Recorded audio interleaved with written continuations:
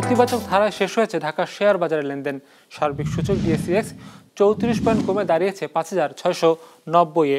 হাত বদল হয়েছে মোট 869 কোটি টাকা শেয়ারের মালিকানা। লেনদেনে অংশ নেওয়া প্রতিষ্ঠানগুলোর মধ্যে দর বেড়েছে 94টির, কমেছে 253টির, আর অপরিবর্তিত রয়েছে 50টির দর। এবার বাজার নিয়ে বিশ্লেষণ শুনবো অ্যালায়েন্স ক্যাপিটাল অ্যাসেট ম্যানেজমেন্টের। আজকে মার্কেট নেগেটিভলি ক্লোজ হয়েছে এবং মার্কেটের ওভারঅল সেন্টিমেন্টও ছিল আজকে বিয়ারিশ নেচারে। ইন্ডেক্স প্রায় 34 পয়েন্টস কমে এখন দাঁড়িয়েছে 5,691 পয়েন্টসে। তবে ফরচুনেটলি আজকে টার্নওভার ছিল প্রায় 900 কোটি টাকার মতো, অর্থাৎ মার্কেটে ইনভেস্টররা যথেষ্ট তুলনামূলকভাবে বেশি পার্টিসিপেট করেছে অন্যান্য দিনের তুলনায়। পার্সেন্টেজ ওয়াইজ আজকে প্রায় 25% কোম্পানির প্রাইস বেড়েছে, কমেছে 62%-এর, এবং অপরিবর্তিত ছিল মাত্র 13% কোম্পানি।